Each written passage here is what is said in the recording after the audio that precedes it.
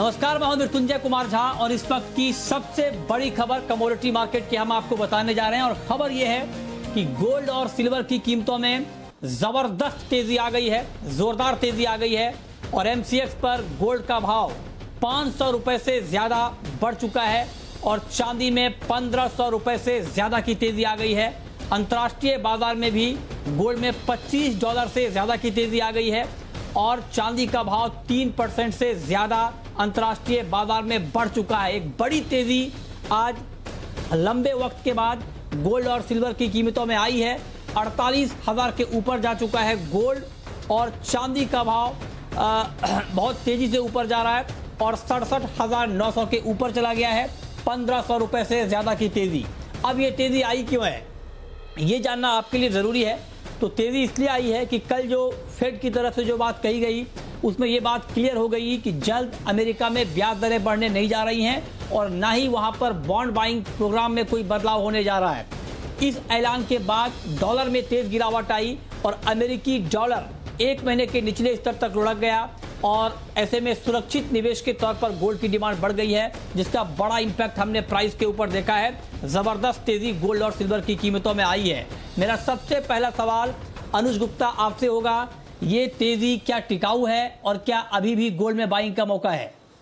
मृत्युंजय जी, good evening. बिल्कुल, मुझे लगता है कि जिस तरीके से कल फेड का स्टेटमेंट आया है, हमें लगता है कि ये जो गोल्ड में तेजी आई है ये टिकाऊ रहेगी, क्योंकि काफ़ी कंसोलिडेशन के बाद मार्केट निकला है। क्योंकि हमने जो लास्ट टाइम फेड की स्टेटमेंट देखी थी, उन्होंने ये बोला था कि 2023 तक वो दो बार इंटरेस्ट रेट बढ़ा सकते हैं। बट अब जो उनका स्टेटमेंट आ रहा है वो कहीं ना कहीं ऐसा शो कर रहा है कि जो इकोनॉमिक ग्रोथ है वो थोड़ी सी स्लो है, तो डेफिनेटली उसका असर गोल्ड पर पड़ेगा। और अगर हम इंडिया के नज़रिए से देखें तो यहाँ पर फेस्टिवल डिमांड भी है, तो लोअर लेवल का लोगों ने फ़ायदा उठाया है। मुझे लगता है कि यहाँ पे जो खरीदारी है गोल्ड के अंदर वो कंटिन्यू रहेगी और जल्दी ही हमें लगता है कि एक अच्छा ब्रेकआउट यहाँ पर देखने को मिलेगा, जो कि ऊपर में करीबन 1860 से लेकर $1880 तक वेरी शॉर्ट टर्म में जा सकता है। तो मुझे लगता है कि ये जो तेज़ी आई है ये आगे टिकाऊ रहेगी और ये आगे कंटिन्यू भी रहेगी। ओके, तो ठीक है, आप कह रहे हैं कि ये तेजी अभी टिकाऊ रहेगी। सुनंद, आपका व्यू क्या है आज शाम के कारोबार में गोल्ड और सिल्वर में? क्या इस तेजी पर भी बाई करके चलना चाहिए? क्या सुझाव आपका? देखिए मृत्युंजय जी, अगर गोल्ड की बात करो तो गोल्ड में एक अच्छा पॉजिटिव मोमेंटम रहेगा और ये रैली कंटिन्यू हमें देखने को मिल सकता है। और अगर बात करें तो एंट्री के लेवल्स पे 48,100 के लेवल्स पे एक अच्छा खरीदारी का मौके बनते हुए दिखाई दे रहा है।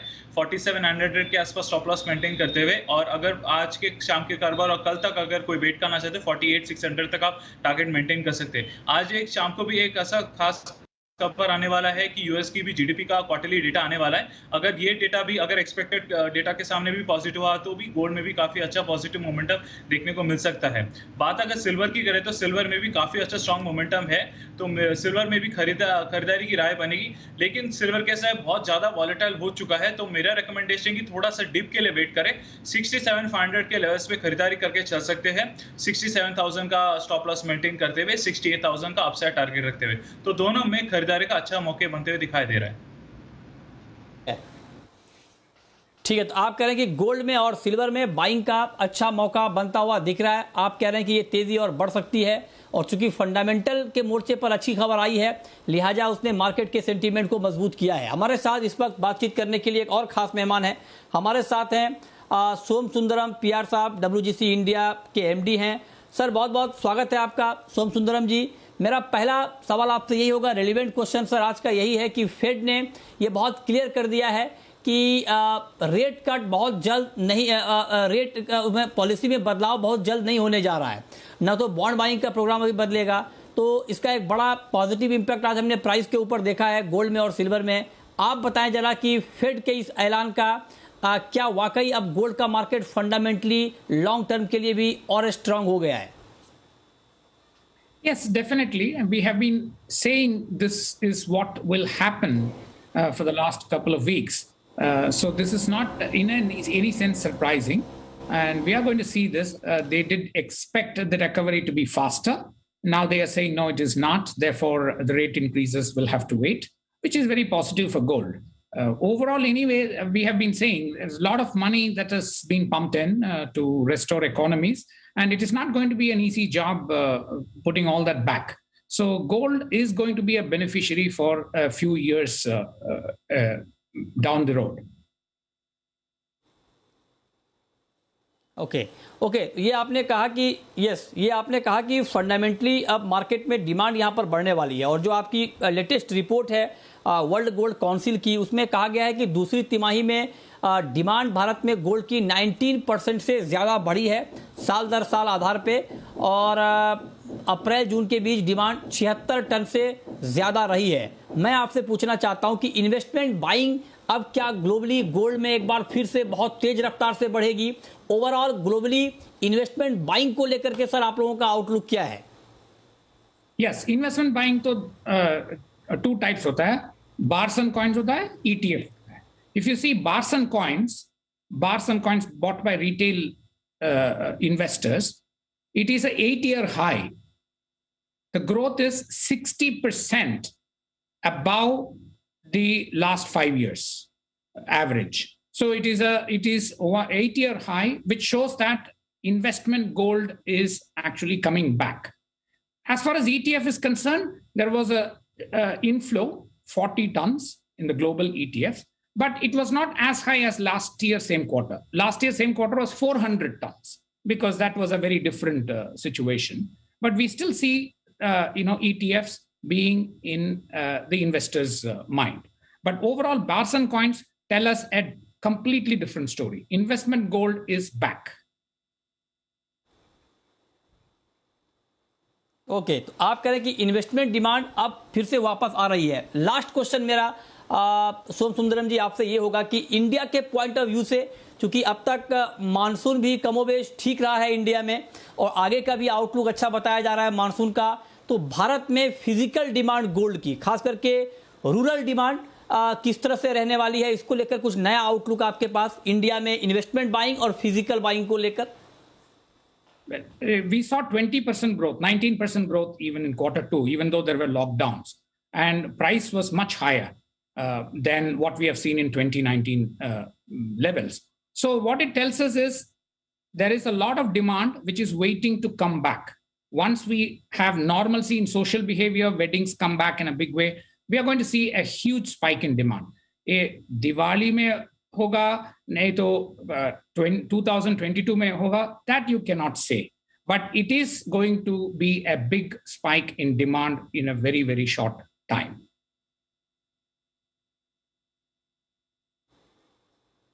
ओके, ठीक है, तो ये राय आपकी है गोल्ड की डिमांड को लेकर कि भारत में गोल्ड की डिमांड कैसी रह सकती है और यहाँ पर किस तरह से आगे इन्वेस्टमेंट बाइंग और फिजिकल बाइंग देखने को मिलेगी गोल्ड में और सिल्वर में। एक क्वेश्चन मेरा आपसे और है सर कि बहुत सारे लोग ये जानना चाहते हैं कि चूंकि गोल्ड में बहुत अच्छी रैली हमने फेड के ऐलान के बाद देखी और अभी भी मार्केट बहुत तेजी के साथ ट्रेड कर रहा है, तो आप जरा बताएं कि क्या फियर फैक्टर गोल्ड में आप कम हो गया है क्या? ये सवाल मैं आपसे इसलिए पूछ रहा हूं क्योंकि आप ग्लोबल मार्केट को ट्रैक करते हैं और ग्लोबली अभी भी डेल्टा वेरिएंट को लेकर चिंता बढ़ गई है। तो मैं आपसे जानना चाहता हूं कि क्या ऐसे में गोल्ड का मार्केट बहुत पॉजिटिव हो गया है या फिर चूंकि इकोनॉमिक रिकवरी भी हो रही है, फेड ने भी ये बात कही है, तो क्या उस फ्रंट पे गोल्ड की कीमतों पर एक ब्रेक भी आगे लग सकता है? ओवरऑल फंडामेंटली किस तरह से आप देख रहे हैं? Fundamentally, uncertainty is high. It is not about a rate increase this quarter or next quarter. That is not the main point now. There's a lot of uncertainty about it. And whenever there is uncertainty, you always turn to a safe haven. And gold is playing its role very effectively ever since, particularly since the pandemic has started. So, and this is not going to go away. Therefore, it is very, very, what I would say, I wouldn't say it is a fear factor which is driving it, but definitely uncertainty in both positive outlook as well as negative outlook. You can't say which way things are going to be. That is very positive for gold. कह रहे हैं कि ये बहुत बहुत positive है। आपने कहा गोल्ड के लिए बहुत शुक्रिया आपका सोम सुंदरम पीआर साहब हमारे साथ जुड़ने के लिए, गोल्ड के ऊपर डिटेल में बात करने के लिए। पोजिशनल ट्रेड अनुज जी फटाफट बताएं आप गोल्ड में इस तेजी के बाद क्या लेना चाहिए? देखिए एक छोटा सा हर्डल है $1830 का, मुझे लगता है कि वो मार्केट इसको ब्रीच करेगा और उसके बाद हम करीबन 1860 से लेकर $1880 तक के लेवल देखेंगे। अगर हम इसको कंपाइल करें डोमेस्टिक मार्केट में, तो मुझे लगता है कि 48,800 से लेकर 49,000 तक का जो लेवल है वो आपको देखने को मिलेगा। और जो हम पहले भी कहते आए हैं कि दिवाली एंड तक या फिर ईयर एंड तक हम 52,000 तक का टारगेट हम देख रहे हैं, अभी भी हम उस टारगेट पे स्टिक्ट हैं। मुझे लगता है कि ईयर एंड तक आपको 52,000 तक के लेवल देखने को मिल सकते हैं। ओके, तो ईयर एंड तक आप कह रहे हैं कि 52,000 का लेवल गोल्ड में दिख सकता है। लंबे समय के बाद गोल्ड का मार्केट 48 के ऊपर आया है। फेड के बयान के बाद एक बड़ी तेजी आई है और अभी हमने WGC का भी व्यू आपको सुनाया, बताया। उनका भी ये मानना है कि अभी आगे गोल्ड में इन्वेस्टमेंट बाइंग और बढ़ेगी और जब इन्वेस्टमेंट बाइंग बढ़ेगी, जब फिजिकल बाइंग बढ़ेगी तो गोल्ड की कीमतों में और आपको तेजी दिख सकती है। लेकिन गोल्ड और सिल्वर के अलावा एक बड़ी खबर है तिलहन को लेकर, जहां पर सोयाबीन के दाम लगातार आसमान पर पहुंच रहे हैं। एक के बाद एक लगातार नया रिकॉर्ड सोयाबीन की तरफ से बन रहा है। आज मार्केट ने 9500 का लेवल पार कर लिया है। 6% की शानदार तेजी आज हमने सोयाबीन में देखी है। इस पर बातचीत करने के लिए हमारे साथ एडिबल ऑयल मार्केट के जाने माने एक्सपर्ट दोराब मिस्त्री गोदरेज इंटरनेशनल के डायरेक्टर हैं, सिंगापुर से इस वक्त हमारे साथ जुड़ रहे हैं। दोराब जी, बहुत बहुत स्वागत है सर आपका। इनफैक्ट जब 7,000 के आसपास प्राइस गया था सर, उस वक्त मेरी बात आपसे हुई थी और आपने कहा था कि जस्टिफाइड प्राइस 6,000 ही है। अब तो मार्केट सर 9,500 और स्पॉट में 10,000 तक पहुंच गया है। मैं आपसे जानना चाहता हूं कि इस तेजी को आप जस्टिफाइड मानते हैं या आपको लगता है कि फंडामेंटल के खिलाफ है ये तेजी? नहीं, ये मृत्युंजय, ये तेजी बिल्कुल जस्टिफाइड नहीं है और ये तेजी आई है एक प्रकार की घबराहट से कि हिंदुस्तान में मौसम खराब है और मॉनसून बहुत ही खराब होने वाला है। लेकिन मेरा मानना है कि हिंदुस्तान में जो मौसम सबसे ज्यादा महत्वपूर्ण है वो अगस्त की मौसम। अगस्त में अगर बारिश आई, अगर सितंबर में थोड़े दिन बारिश आई तो ये हमारी फसल काफी अच्छी रहेगी और ये तेजी का कोई प्रकार का जस्टिफिकेशन नहीं है।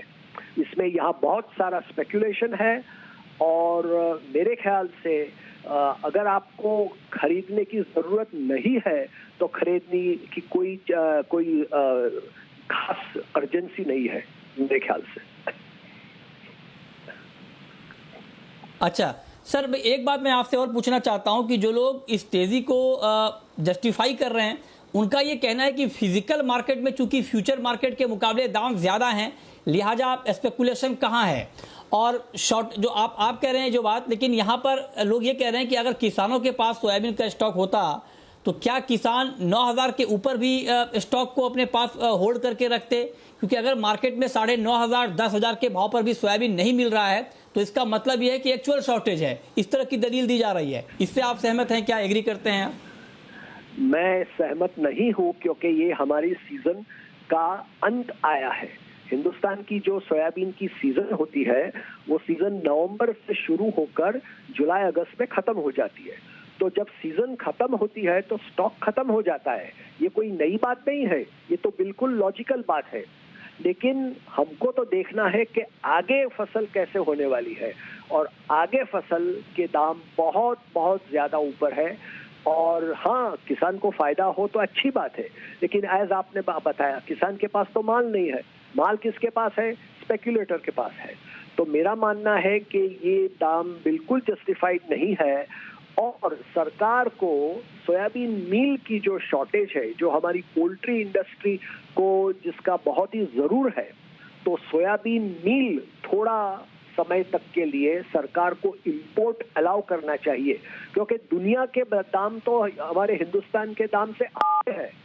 तो थोड़ा सोयाबीन मील अगर इंपोर्ट किया जाए, पोल्ट्री की जो जरूरत है इंडस्ट्री की, वो जरूरत के हिसाब से इंपोर्ट किया जाए, उनको वो माल दिया जाए और फिर नवंबर में हमारी नई फसल आएगी। तो मेरे ख्याल से ये दाम बहुत बहुत ज्यादा बढ़ गए हैं। ये दाम एमएसपी से करीब दुगुना है। तो ये कभी भी जस्टिफाई नहीं हो सकता है। ठीक है सर, जो बात आपने कही कि सोयाबीन मील के इंपोर्ट को मंजूरी मिलनी चाहिए, इस तरह की डिमांड लगातार इंडिया में हो रही है। और अभी भी मेरे पास एक लेटर भी आया है all India poultry breeders association का। इन्होंने चिट्ठी लिखी है सरकार को और कहा है कि 15 लाख टन इंपोर्ट को मंजूरी दी जाए, सोयाबीन मील इंपोर्ट को, ताकि जो शॉर्टेज है वो थोड़ी कम हो। मैं आपसे समझना चाहता हूं कि अगर 15 लाख टन इंपोर्ट की मंजूरी मिल जाती है तब क्या प्राइस में कोई तेज गिरावट हम देख पाएंगे सोयाबीन की कीमतों में? जरूर आप गिरावट देखोगे, और मैं मुराद जी? बिल्कुल पोल्ट्री इंडस्ट्री से सहमत हूँ।